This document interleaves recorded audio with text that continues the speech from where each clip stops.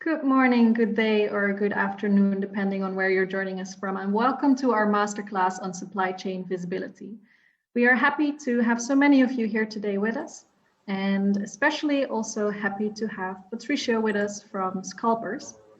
More on who Scalpers and Patricio are in a little bit, but first I want to make sure that we are all set and ready to dive into the topic of today. And that's why I want to quickly go over some of the house rules. So today we'll take about 30 minutes to dive deeper into the topic of supply chain visibility with Scalpers, who is an expert on this topic. In the meantime, we will ask a lot of questions. So if you have any questions that you want to have answered around this topic or any of the other topics we touch upon today, send them in the Q&A section at the bottom or at the top of your screen. You see a little box, and if you send in the questions, I will make sure that we will answer them at the right moment. There will also be 2 polls throughout this masterclass, just to see a little bit how the audience is feeling about certain topics and to open the conversation a little bit more. So whenever you see a poll, please fill it out so that we can see your opinion. And of course, if you are liking this, please share it. If you have any tips or tops, feel free to tell us, because we're always happy to hear how we can do better. And if anything goes a little bit too fast for you today, we are happy to share you the recordings at the end of this masterclass so that you can look back or maybe share something with your colleagues that gave you an especially interesting insight.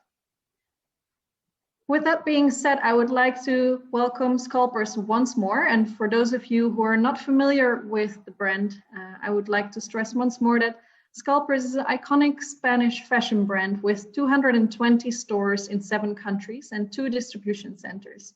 And I think all I can say about it will not compare to what Patricio can tell about it. So I would like to hand over to Patricio to quickly introduce himself, and after that also to Tom, our second panelist of today, to also introduce himself.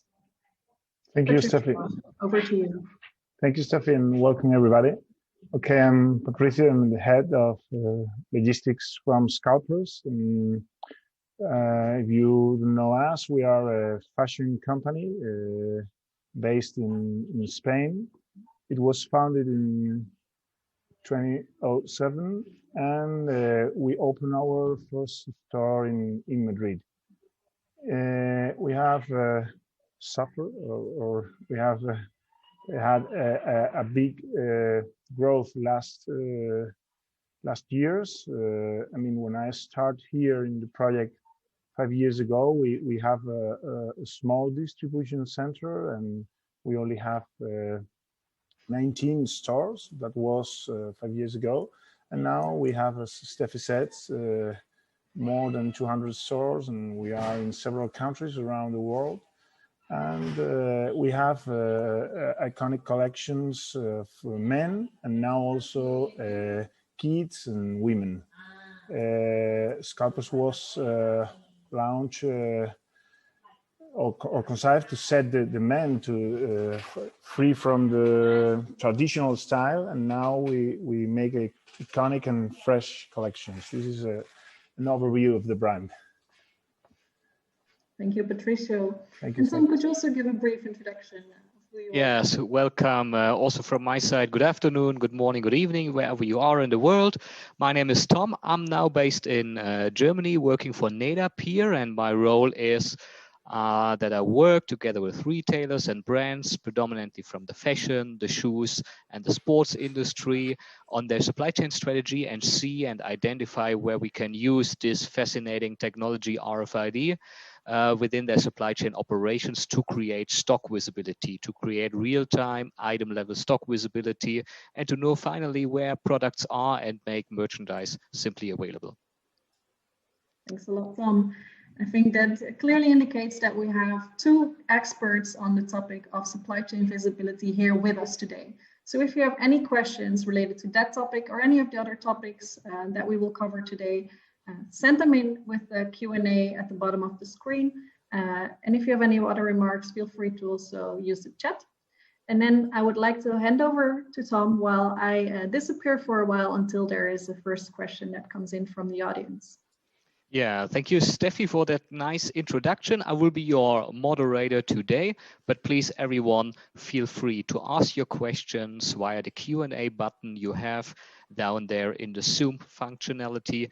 What we want to do is we want to talk a little bit about Scalpers as a company, where that brand is in the fashion industry, what's on the roadmap, where business is going, about the omnichannel strategy, a little bit how you are positioned in the market. But then after that, we also want to talk about your RFID roadmap and share some experiences with that fascinating technology once again. But before we go into RFID, Patricio, you said Scalpers exists since 2007. Yeah, that's not even 20 years, not even 15 years, pretty young. And you got an amazing growth with more than 220 stores. Now, what's your secret recipe? So what makes you so successful? I don't know. I think we have not a magic ball or something like that, but it's true that we have believed in our project, and we have very young people, very involved, and we are more like a tribu. I mean, we work all together. We believe what we do. And probably this is one of the secrets of the project. I mean, everybody that works in Scalpers are very identified with the brand, and we believe in our community, and we are a flexible and young company that it helps us to move faster when are difficult times, or to see new trends, and probably is this because we are trying to handle, I think, for the moment pretty well this situation. Okay, you mentioned the situation, and I guess if you think back of, let's say, beginning of the year and your New Year's resolution, many things have changed. We hear from many retailers that the pandemic, COVID, Corona, however you want to call that, accelerated the digitization. What would you say when you mentioned that situation? What did change? What is completely unexpected compared to, let's say, the 1st of January this year from your expectations? Sure. I mean, past year we closed a nice year in figures. I mean, and the expectations for this year was really good. I mean, we was a big project. We want to develop new online strategies. We are working on it from the beginning. We also was focusing in make push in our women collection, but suddenly in March everything changed. I mean, pandemic appears or happened, and the country, we are very strong, mainly in Spain, and the country suffered a lockdown.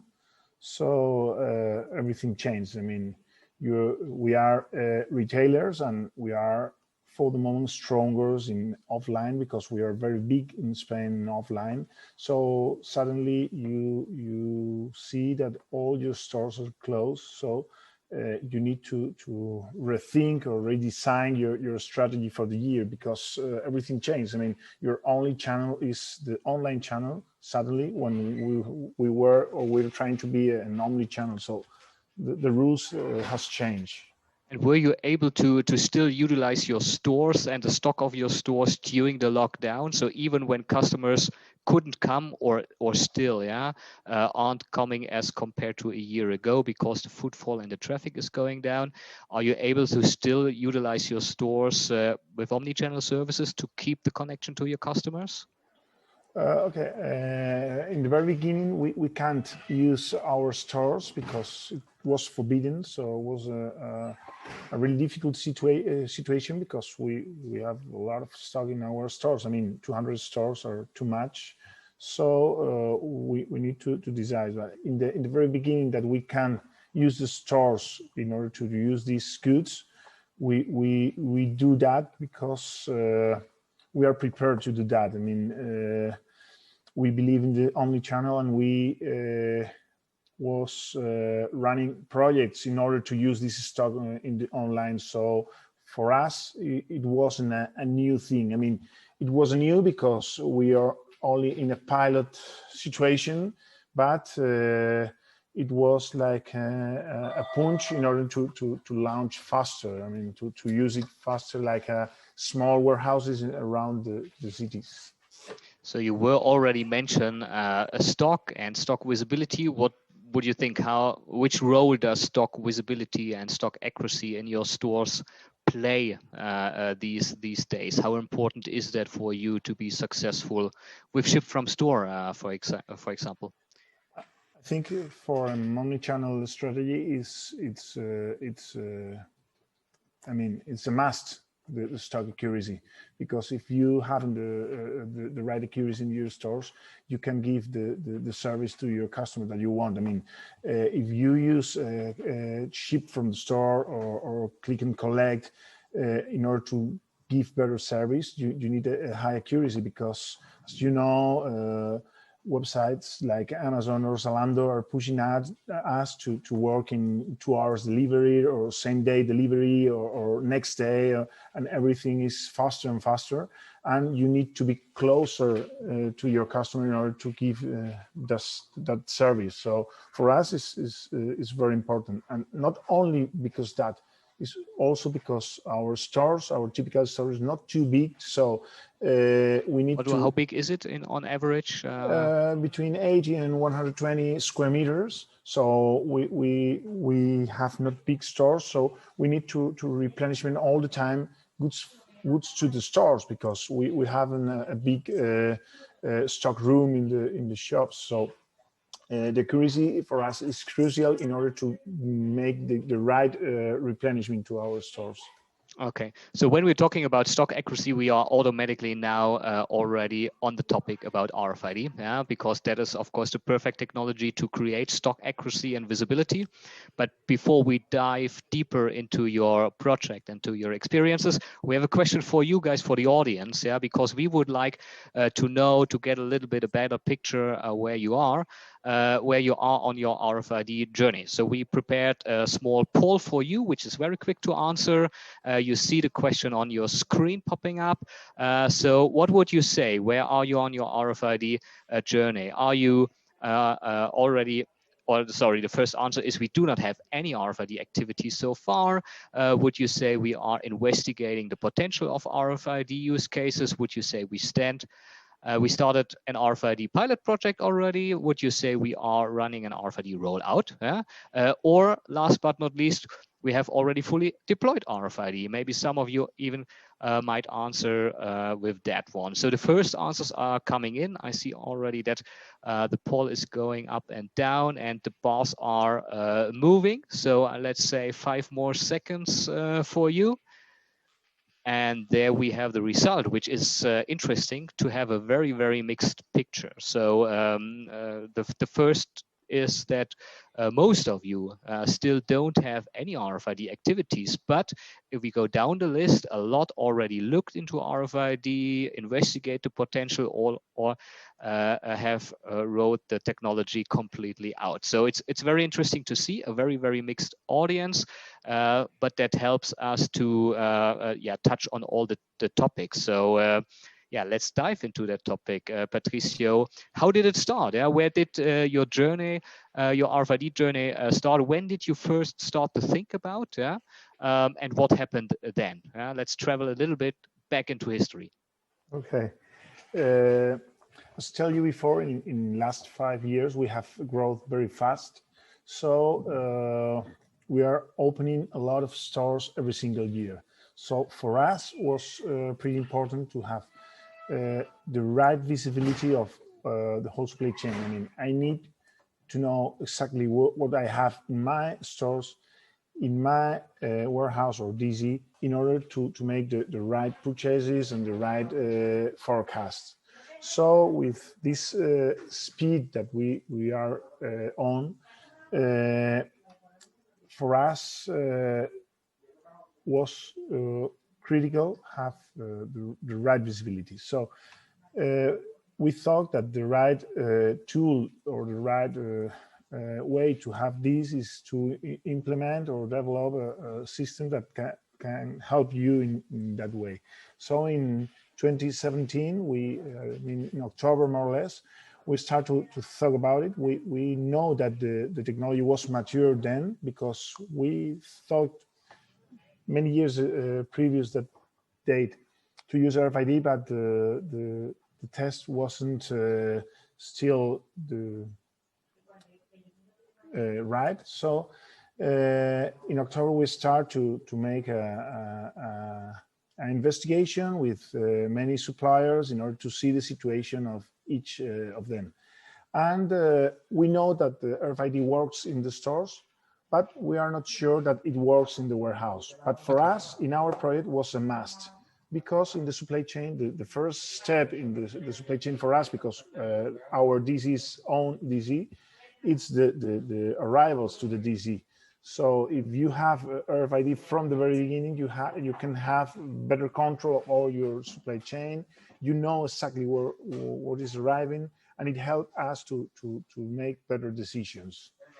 So in January of 2018, we kick off the project. I mean, the decision was pretty fast, and in a couple of months, we decide to go on with you. So I remember the goals of the project at the beginning was have, of course, the whole new season tagged with RFID from the suppliers, and have our 100 stores, because in that moment was our estimation to have 100 stores in August of 2018. And we started to roll out. We received the goods in May, and we get the goal right. We started the reception, and I can remember that in September, that was our first milestone. We have not 100, we have 130 stores, because we has grown faster than we expected. Yeah. Okay.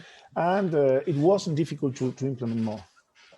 Oh. Okay, Steffi is popping up. Hey, yeah. Steffi, yes, welcome back. Some questions from the audience, and I think I can combine two questions in one, because you already mentioned a little bit in your story, but how long did the full project take from deploying your DC and all the stores? And where did you start your tagging, in the DC or at the source, and why? Okay, for the second question, we decide to tag everything in the suppliers. I mean, our purchase department make a big effort in that sense, and start to work with all our suppliers in order to have RFID from the beginning. So it's a work that we never do in the warehouse. I mean, we receive all the goods tagged from the suppliers. It's true that in the first part of the project, I mean, during May and June, we tagged several stores, our main stores, in order to start the training to store managers, sales assistants, because we need then train it in order to everybody was ready when the new season arrived to our stores, because we want to make a very fast rollout. I mean, for us was very important to have all the stores at the same time in order not have two processes in the same company. I mean, if you have part of the stores with RFID and part not, you can use all the powerful of the technology, and you need to have two teams, one to handle the not RFID area and one to handle that. So for us, it was important. So we do that in order to have everybody prepared to the kickoff in the stores.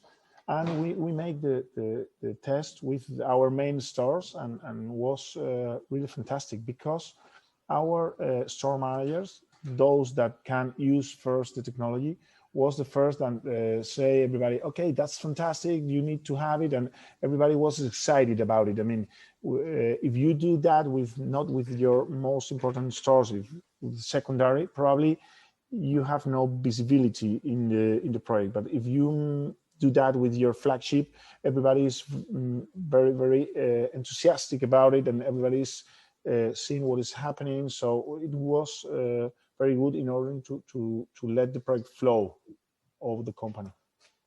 And with that, that probably relates to the other question that I asked. How long did it take to deploy all of the stores and the DC in total? Okay, from the moment we signed the contract to the moment we can say, okay, we have 130 stores working with RFID, was from January to September. Was a very fast project. I can remember the NEDA team that also telling me, okay, it's a little bit ambitious. We can try to make it,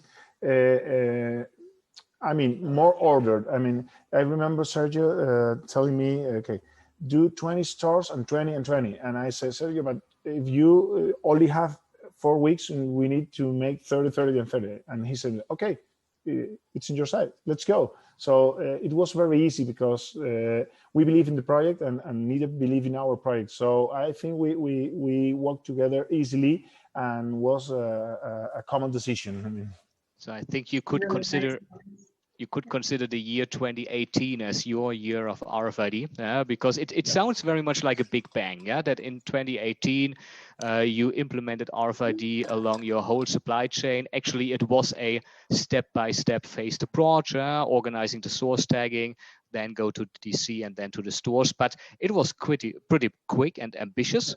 Before we dive into certain steps of your supply chain, we got another question for our visitors, for the audience. What do you think? And we have another poll for you now. Where do you think does RFID has the biggest benefits in the supply chain? So would you think that RFID has the biggest benefits at source, at the factory level? Or that's the second option. Would you say that the biggest benefits is more in the DC, in the warehouse? Number 3, do you think that it's at store level, in the stores? Number 4, it's for e-commerce and omnichannel. Or would you say, yeah, all of the above is right? So we give you another few more seconds. I again see that answers are coming in. I see a strong tendency already. That's interesting to see. And I think we can end the polling. So most of you, this is 50% in total, think it's all of the above, yeah. And maybe I give that question back to you, Patricio. What do you think? Yeah, which answer would you have selected in that poll? Probably, if I was in the beginning of the project, I select number 5, and now I still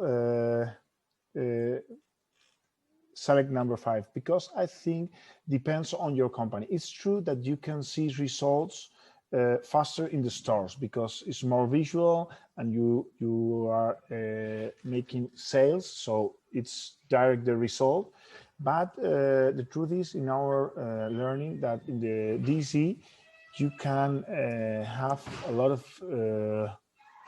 classes. I mean, a lot of things that helps you in your daily tasks that you can imagine. I mean, for example, in the inbound, with the traditional way, we can handle 100% of the goods. So we check a percentage of the packing list. I think we brought a picture from your inbound. Yeah, maybe we can share that one, and then you can explain us a little bit what magic is happening there in your inbound process.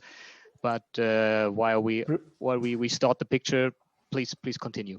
Okay. Previous to RFID, I check the packing list. I select many boxes and check it, and if it was right, I believe in the packing list. I mean, because I can do in no other way. But now we have tunnels in the inbound, so I can check 100% of the goods. So from the very beginning, I have the perfect accuracy in my warehouse. Also, we use it in order to make rotatory inventories all the time, because you can count a lot of pieces in a very short time. I mean, we are talking about 200,000 pieces in, I don't know, 10 hours. And this probably, in the past, I need more than a day. And I do that with 4 persons now. And in the past, I need, an army working in the warehouse in order to do that. So I think for us was fantastic also, because we can share our stock with the website in a real time all the time. So every single thing that I have in the DC, I can have on sale in my website. So imagine the power of this situation, because you have opportunities to sell all the time. And now also we are working in the outbounds, because I think this help us to have more control in the security, in the losses in the transportations, carriers, and all that stuff, because I have RFID in my outbound and I have RFID in my inbound in the stores. I mean, I have everything under control. So we are working on it, and I expect to launch it before the end of the year. So you actually started with the inbound, yeah? Was there a specific reason? Didn't you trust your suppliers, or were you aware of misshipments, under deliveries? No, so I think it was more for accuracy. I mean, we have a good relationship. Some of our suppliers can call also partners. I mean, has been working with us a lot of years. So it's not because I don't trust in them. It's because we are humans, and you know the production process are very manually. The packing is very manual. So for us, it's important to not to have the number of pieces that they said us that they are sending. I mean, they said that, okay, you have 100 pieces, and used to be right, but sometimes the sizes are wrong, or you have other colors. So for the online operation, that is capital. I mean, this is very important, because it's not the same 44 size that 42 size, or it's not the same the blue or the red one. So it's very important, not only the number, or also the accuracy of the number. okay. Hey, Steffi, welcome back. Yes, I have some new questions, and one adding questions to the answer you gave before about tagging that you started at the source. Namely, how many suppliers are you talking about when you speak about tagging at the supplier side? When we start, probably we are talking about 60 suppliers or something, like 60, 70 suppliers. And the truth is that I must tell again, because our purchase department was made a great effort, but handled the situation pretty well, and they really get that the way we want. All of them sent us everything tagged, so it was fantastic. Yeah. And another question that's also related to tagging, namely, what was the prep required at the source, at the DC, and at the stores in terms of the investment, but also equipment and training before you could really go live? It depends a lot of, I mean, it's a project that is not so, or it's not expensive. I mean, people think that it's an expensive project. It's true that it's technology, but the truth is, you see the global photo. It's not a big thing. It's true if you only see, for example, tagging, and you move millions of pieces by year, you say, okay, are million of tags and are a lot of euros. But the truth is that it's not so expensive, because now you have tags, so you only need to change the kind of tag. And when you move millions of items, it's not so expensive. It's cheap. I mean, and devices and all the stuff you need. I mean, in a global project is supported. I mean, you have more to win than to lose. And in the other hand, you asked me by the training. I think this is an important point, because in our project, from the CEO to the whole structure believe in the project. So when the high level of the company believe in the project, it is easy to go down, because everybody knows that is a little bit imposed. I mean, I was the project manager, but the CEO believed in the project, and I also believe in the project. So for us, it was easy, because we have a small group that believe in the technology, believe in the project. So for us, it was easy to push it in the rest of the company. I think it's important to have a a group of stakeholders inside of company that are the owners of the project in order to have an easy rollout. Yes. That's a nice point, and I think we nearly come to an end before we have an additional Q&A session because it's already 30 minutes, but I have two more questions. My first question, because you mentioned the stakeholders and the people, and we saw this massive machine, the RFID tunnel. What would you say, or what's your experience? How do the people who are working in your distribution center and in your warehouse, how do they like to work with RFID? What's their feedback to you about that technology? I think for them was nice. It was like a game. I mean, when you have manual process and you give people technology in order to work less in physical way and more in an interactive or in digital way, people love it. I mean, if you ask a warehouse worker or a color blue, I'm sure that he prefers count with an RFID device than moving boxes. So it was easy because it's like a game. I mean, it's better for them. So they wanted to use it. Good to hear that they are not afraid of it, because sometimes it sounds spooky, and it's an invisible technology, but in the end, it's for the sake of helping them and making their life easier. If you made a good training or a good, I would focus on it. Okay, probably the first week is like magic, but the second, when you check it and show them slowly the first time, okay, count it, open the box and count. Oh, it's the same. Count it, open the box and count. Always the same. And say, okay, I never going to open another box because it's not necessary. And you said it's magic, and of course, like I said at the beginning, it's a fascinating technology. But talking about magic, imagine you would be a magician and can look into the future. So what's next? What's on your wish list? What's on your agenda? What would you like to have? So where do you see RFID in Scalpers in the next 1, 2, 3 years? What would you say? Okay. We are now very focused on omnichannel projects. We are launching, as I told you before, click and collect that you can use right now. We are going to make ship from the stores, and now we are in the moment to launch also. So we are very focused on that.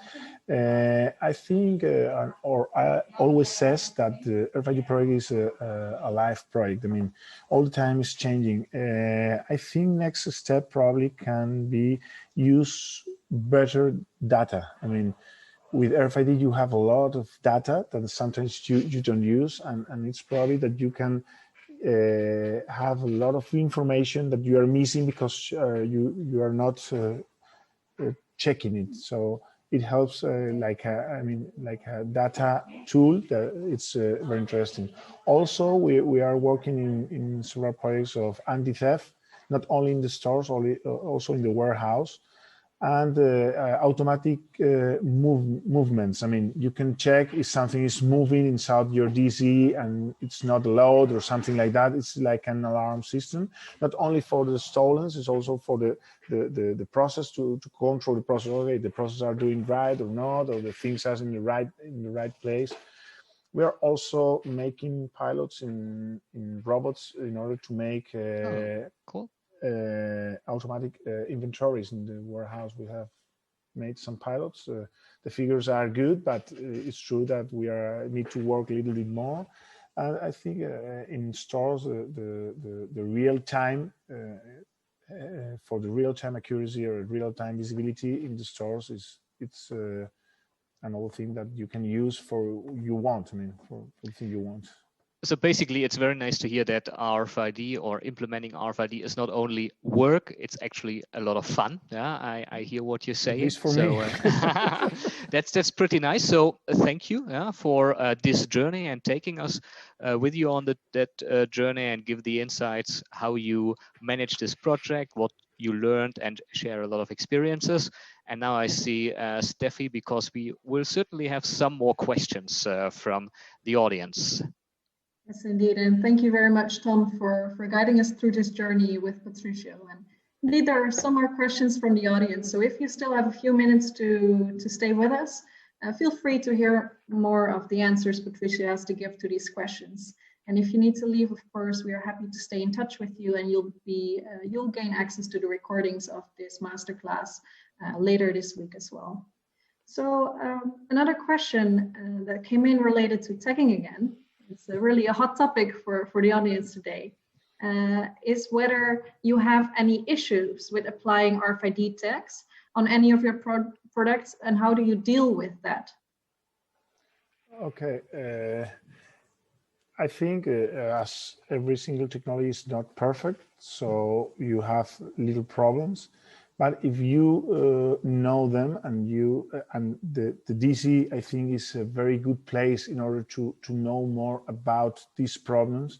You can solve it better in the stores. I mean, as you know, for example, liquids are a stopper in all the RFID, but we have, for example, perfumes, and we are using RFID successfully, so it's not a problem if you learn to handle it. Also, if you have I mean, metal or something like that, you can have problem. But if you work on it in the warehouse, you can solve it easily in the stores. And you need to have under control in the warehouse, because sometimes it can give you a problem. But I think it's easier to do here, because it's not it's like the back office of the company. I mean, in the stores everything needs to be perfect, and it's the direct is live with the customer, but here you can do tests or change the things to do. So I think have a known warehouse or DC working with RFID helps you to make better down in the chain. I think people are very worried about the tagging, but I think it's not so big issue that it seems. I mean, it's big because you have a number of tags, but for us at least, it's not so big. You need to know what you have in front of you, but it's not so big. So there are many solutions for a lot of the problems that that can be faced with tagging. And you just need to get aware of the problems that result. And you have options. I mean, when you have problems, you have printers with RFID. It's easier than it seems. You can retag, or you can make fast movements. You have devices that can rename a tag. I mean, there are a lot of tools that helps you to solve problems and fight with that problems. I mean, it's true that you need to make a good job with your suppliers. I mean, your suppliers turns to a little bit in a partners, because they must believe in the things that you are asking them. But for example, I think it's easier to tag with RFID than to make mixed packs. I mean, when you have the first replenishment to the stores, you receive the pack of the stores type A, B, or C. And I think for the supplier, this is more difficult than tag with RFID, because it's the same, but it's not a big issue. I mean, I think this was the last questions related to tagging. And another topic that came back, a couple of questions, was the sorry, which warehouse management system you are using to implement, or have you implemented to use NEDAP RFID? Okay, we have synchronized the ID Cloud, that is a NEDAP system, with our ERP, that is Odoo. We are working with Odoo, and we use also Odoo in the warehouse, and we are working with that integration. And for us, it's not I mean, Odoo is an ERP that is easy to integrate with everybody, and NEDAP has easy APIs, so you can connect in an easy way, and it's not a big thing. Yes, and it relates to a second question around the topic. Does Scalpers use the RFID data via a platform to integrate in also, for example, inventory management systems, but also CRM systems, etc.? And can you take us a little bit through the process of deploying that? So about data, have you said about data? Yes. Because I have a cat.